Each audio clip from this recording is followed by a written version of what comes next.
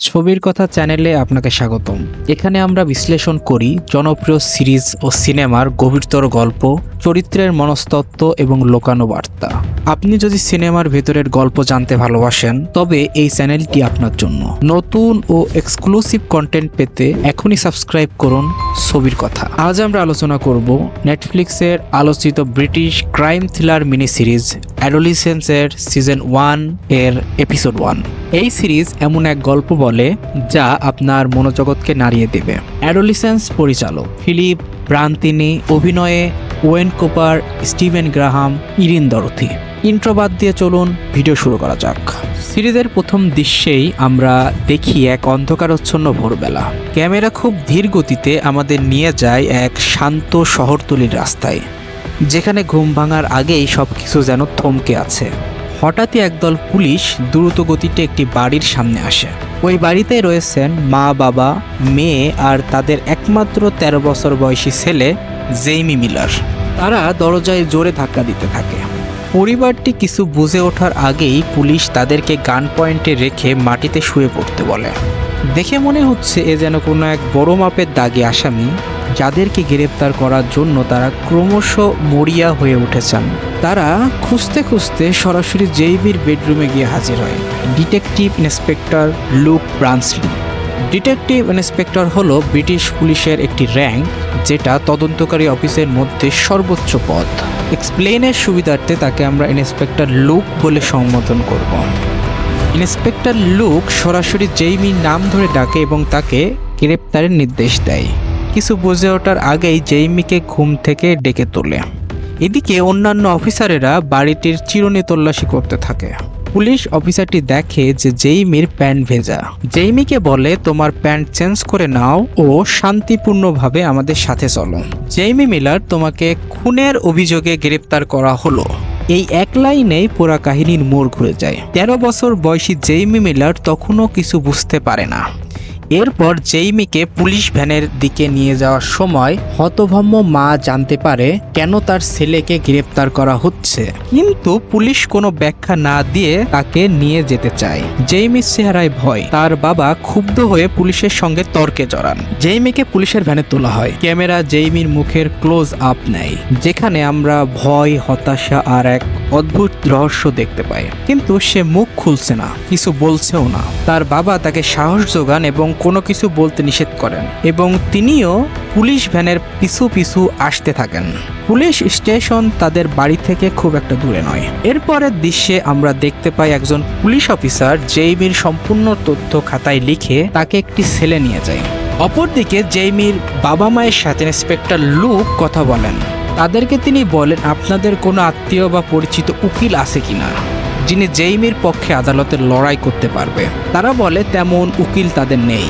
Inspector জানান তারা চাইলে সরকারি উকিল দিতে পারে, এতে তাদের কোনো টাকা পয়সা দেয়া লাগবে না। জেইমির মা বাবা প্রথমে রাজি হতে না চাইলেও পরে তারা সরকারি উকিল নিতে রাজি হয়। এরপর জেইমির স্বাস্থ্য পরীক্ষা করার জন্য একজন মহিলা ফরেন্সিক সাইকোলজিস্ট আসেন, যার নাম ডাক্তার ব্রিওনি অ্যারিস্টন। তিনি জেইমিকে প্রশ্ন করেন।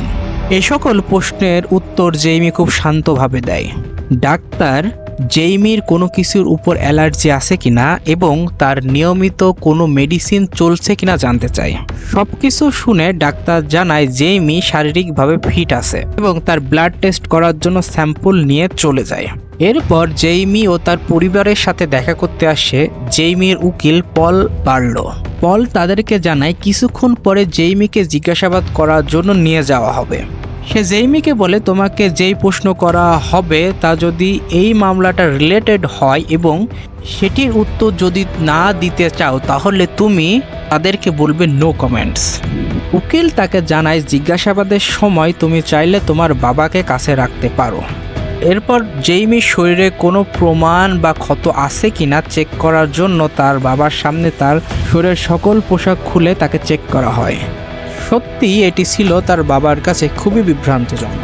শুরু হয় জিজ্ঞাসাবাদ পর্ব। ইন্সপেক্টর লুক ও তার সহকারী জেইমিকে জিজ্ঞাসাবাদ শুরু করেন। তারা জানতে চায় তুমি ওই রাতে কোথায় ছিলে। জেইমি বলে নো কমেন্টস, কিন্তু পুলিশ জানায় তার বিরুদ্ধে শক্ত প্রমাণ আছে। ঘটনাস্থলে তার হাতে ছাপ পাওয়া গেছে। পুলিশ এবার ইনস্টাগ্রামে পোস্ট করা জেইমির কিছু পোস্ট এর প্রিন্ট আউট দেখায়।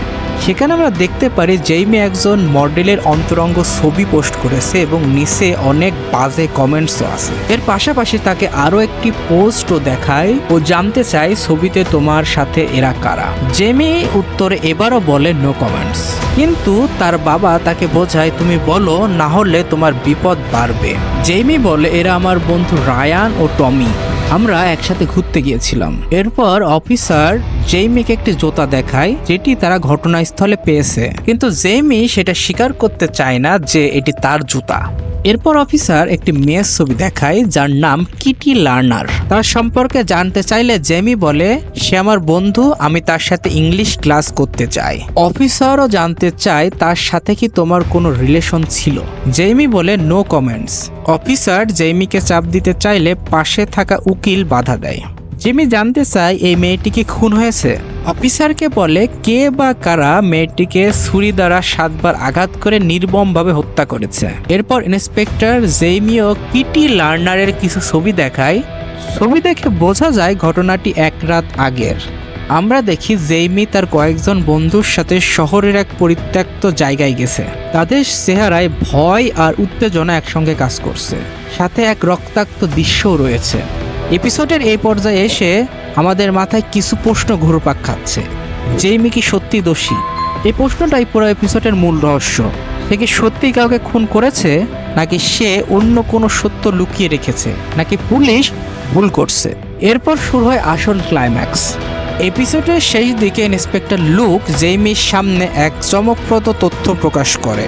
তারা বলে আমরা তোমাকে দেখেছি এবং একটি সিসিটিভি ফুটেজ চালু করা হয়, কিন্তু যা দেখা যায় তা আরও রহস্য তৈরি করে। কারণ সেখানে জেইমিকে দেখা গেলেও খুনের মুহূর্ত ঠিকঠাক বোঝা যাচ্ছে না। শুধু দেখা যায় জেইমি একজনকে 7 বার ছুরি দ্বারা আঘাত করছে। এই দৃশ্য দেখে জেইমির বাবা ও তাদের উকিল ভেবে নেয় জেইমি হয়তো খুন করেছে এবং সেখান থেকে উকিল চলে যায়। কিছুক্ষণ পর জেইমির বাবা তাকে জড়িয়ে ধরে দুজনই কাঁদতে থাকে।